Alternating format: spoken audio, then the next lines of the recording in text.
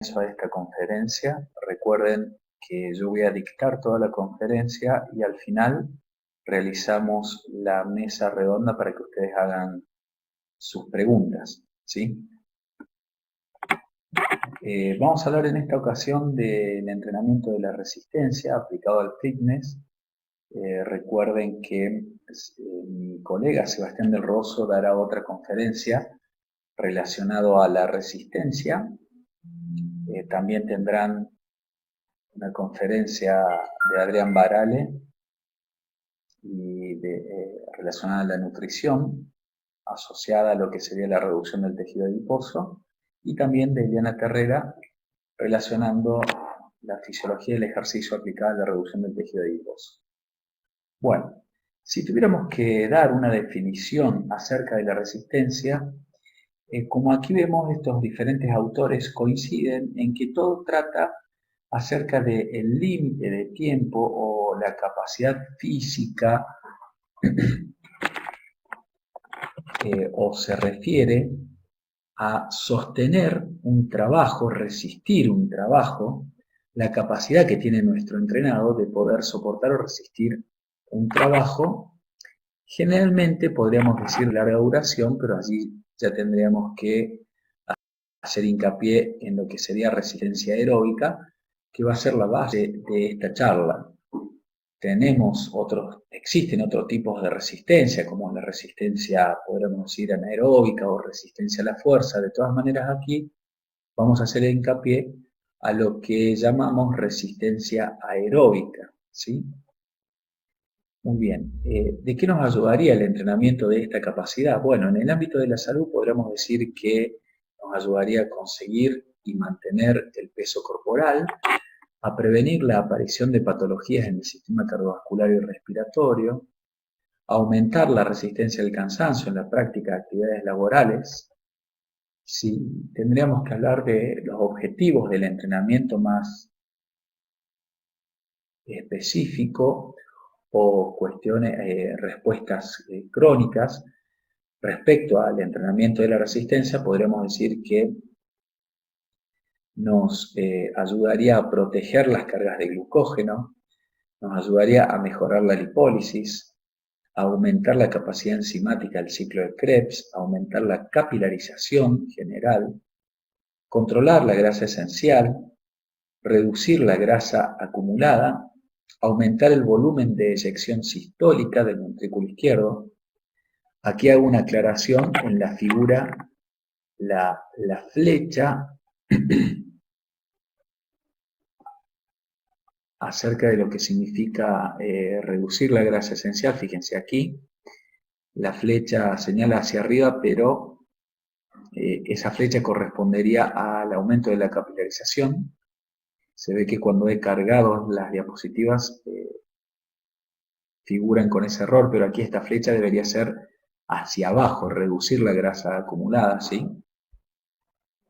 Aumentar el volumen de eyección sistólica. Aquí ha pasado lo mismo con esta flechita correspondería aquí al aumento del volumen de eyección sistólica. Aquí reducir la frecuencia cardíaca, mejorar el VO2 y mejorar el umbral aeróbico anaeróbico.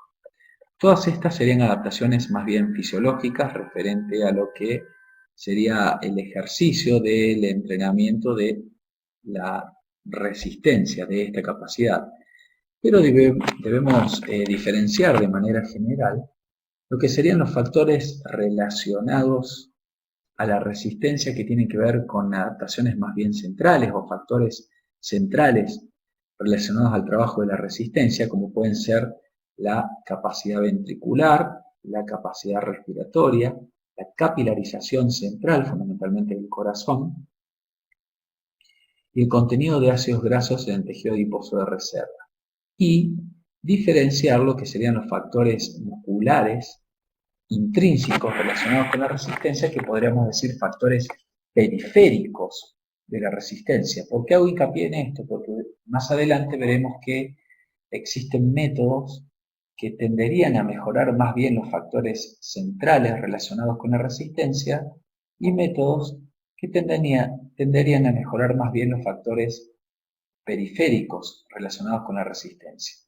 Cuando hablamos de factores centrales nos referimos al sistema cardiovascular y cardiorrespiratorio, como dijimos recién, y cuando hablamos de factores periféricos nos referimos más bien a factores que tienen que ver con el músculo, con lo muscular, con adaptaciones que se dan a nivel muscular. Como pueden ser, por ejemplo, mejorar la capacidad oxidativa, mejorar el contenido de triglicéridos intramusculares. Ahora vamos a aclarar esto. Si ustedes recuerdan, en el módulo 1, cuando dictamos la conferencia acerca de pesas o resistencia, hablamos de la importancia que tenía el contenido de triglicéridos intramusculares que son perfectamente utilizables para provocar energía en las personas entrenadas. Por ejemplo, el maratonista, habíamos dicho que tenían gran cantidad de triglicéridos intramusculares que son utilizables para producir energía. Sin embargo, el obeso sedentario, tenía gran cantidad de triglicéridos que, en vez de ser utilizados fundamentalmente como reserva energética para utilizar energía, eran triglicéridos que más bien interferían con las distintas señalizaciones moleculares dentro de la célula. Podríamos decir triglicéridos que no serían eficientes en este caso para la persona sedentaria. Bueno, algunos factores musculares intrínsecos estarían relacionados con la mejora de este contenido de triglicéridos. Estarían relacionados también con la densidad de los receptores de insulina y el contenido de transportadores GLUT4.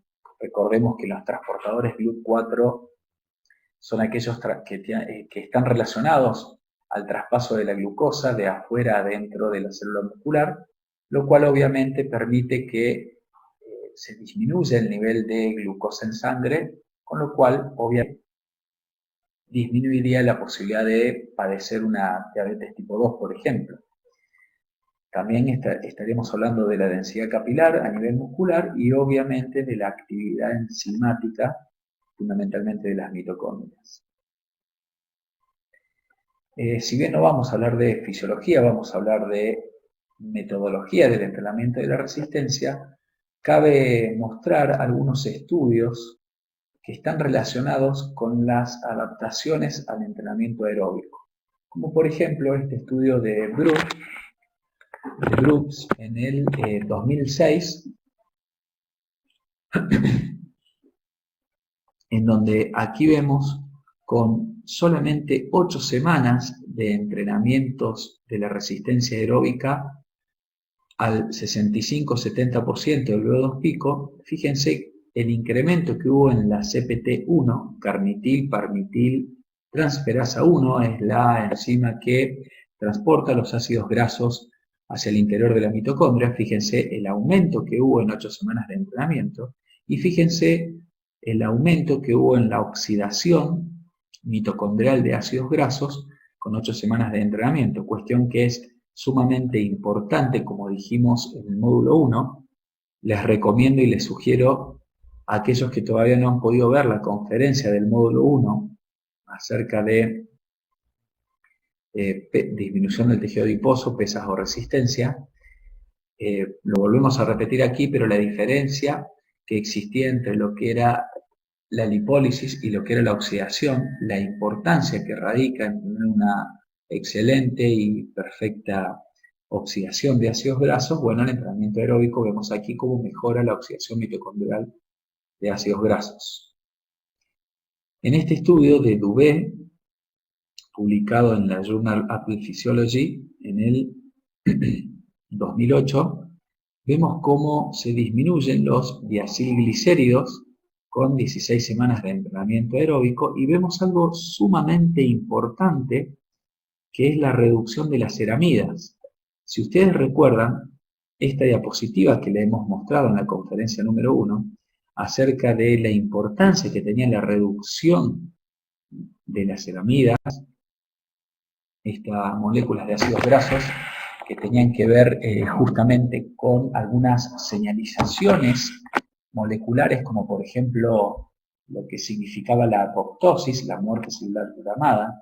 Antes se consideraba o se creía que las células grasas, que los ácidos grasos solamente tenían que ver con una función estructural solamente en lo que respecta a la bicapa lipídica de la célula. Hoy por hoy sabemos que interfieren en señalizaciones moleculares, como bien dije anteriormente, por ejemplo en la apoptosis, o interfieren en los receptores de glucosa GLUT4, con lo cual sería sumamente importante para nuestro entrenado sedentario, principalmente, que, como dijimos, vuelvo a insistir en la conferencia 1, que ya padece de sarcopenia y de infiltración de triacilglicéridos en los músculos, y ya cuenta con una gran cantidad de ceramidas.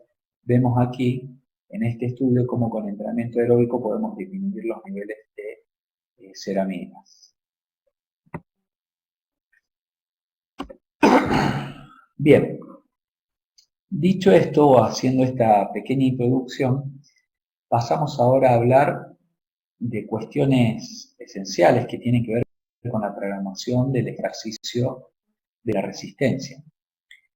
A la hora de elegir el medio de entrenamiento o la actividad que vamos a realizar, tenemos que tener en cuenta que pueden existir actividades que son independientes del peso corporal del sujeto, es decir, no importa lo que usted pese, la actividad o el gasto calórico de la actividad va a ser similar si usted pesa 100 kilos o 50 kilos o 150 kilos, si la actividad es natación o ciclismo, por ejemplo, o si tenemos que tener en cuenta aquellas actividades que son totalmente dependientes del peso corporal, como puede ser una caminata o un trote, que tienen una alta correlación con el peso, es decir, ante un mismo trabajo, el gasto energético es mucho más alto en personas obesas si realizamos actividades que son dependientes del peso corporal. Fíjense aquí, mostramos en esta investigación cómo estos autores encontraron que aproximadamente podría haber un gasto calórico entre 0,90 y 1 kilocaloría por kilogramo de peso por kilómetro recorrido. Esto es así. Supongamos que usted pesa 100 kilogramos y recorre una distancia de 5 kilómetros. 100 kilogramos equivaldrían a 100 calorías por kilómetro. Si recorrió 5 kilómetros, equivaldría a 500 calorías en ese trabajo, independientemente si lo recorre caminando, haciendo jogging o trotando, siempre y cuando sea velocidad umbral. Porque aquí se revaloriza de algún modo las ejercitaciones de caminatas en aquellas personas obesas o con exceso de peso corporal desentrenadas, en donde no pueden soportar tal vez otro tipo de actividades que tengan un gran impacto mecánico, como lo puede llegar a ser el trote, por ejemplo, ¿sí? O algún otro tipo de actividad. Es cierto, si la persona es muy obesa y muy sedentaria, podríamos elegir tal vez a la bicicleta como un medio de trabajo porque reduce totalmente impacto, o por lo menos por un tiempo podremos elegir la natación para reducir el nivel de impacto mecánico de la actividad, pero no podemos descartar si la persona estaría en condiciones de realizar caminatas de alto volumen por el gasto calórico que esto provoca, sobre todo, vuelvo a insistir, en personas obesas. Claro está que no podemos seguir la vieja prescripción que generalmente realizan todos los médicos de la media hora o la hora de caminata durante mucho tiempo. En algún momento con este entrenado debemos modificar, debemos cambiar el entrenamiento, debemos progresar en el entrenamiento, debemos proponer actividades que tengan que ver tal vez con el trote u otro tipo de actividades, como veremos más adelante, pero vuelvo a insistir, en un primer momento en donde queremos lograr tal vez un alto gasto calórico, el proponer largas caminatas podrían ser efectivas, ya que aquellas personas que tienen sobrepeso conllevaría un gran gasto calórico, y esto es importante, por lo menos en un comienzo del entrenamiento. ¿Qué elementos deberíamos tener en cuenta a la hora de programar y planificar el entrenamiento de la resistencia? Bueno, debemos considerar el nivel de condición física inicial, debemos considerar la intensidad del ejercicio,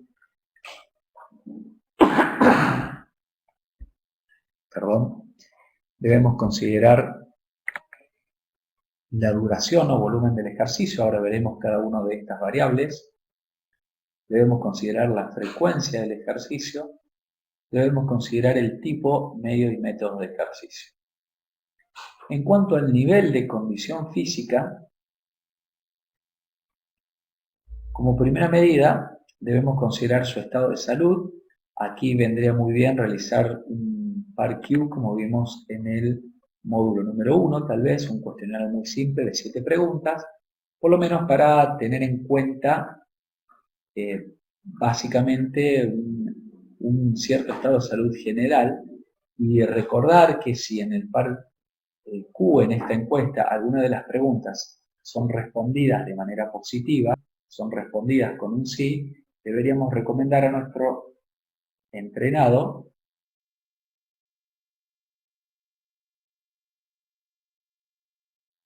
podemos considerar si el entrenado es inicial, si recién comienza pero con un buen estado de salud o con un estado de salud regular o para valorar. Luego debemos considerar si es un entrenado que ya viene realizando actividad física, es intermedio o avanzado, porque el entrenamiento podría ser diferente, obviamente. Y algo muy importante que me gusta destacar a mí cuando charlamos de este tema, si nos encontramos de repente con una persona con sobrepeso, considerar esta persona que tiene sobrepeso, si es una persona entrenada o si tiene sobrepeso y desentrenado. ¿Por qué digo esto? Porque muchas veces nos encontramos con una persona con sobrepeso y de entrada consideramos que es desentrenado y tratamos de hacer solamente actividades de baja intensidad, lo cual es un error, ya que si por más que tenga sobrepeso, como hemos visto en el módulo 1, conlleva menos riesgo que un normopeso desentrenado, si es sobrepeso entrenado, pero además debemos proponer otro tipo de actividades, si es entrenado, lo cual va a provocar mejores y mayores adaptaciones en esta persona. Con respecto a la intensidad del ejercicio, podemos utilizar la frecuencia cardíaca, podemos utilizar la escala de esfuerzo percibido o podemos utilizar la velocidad aeróbica.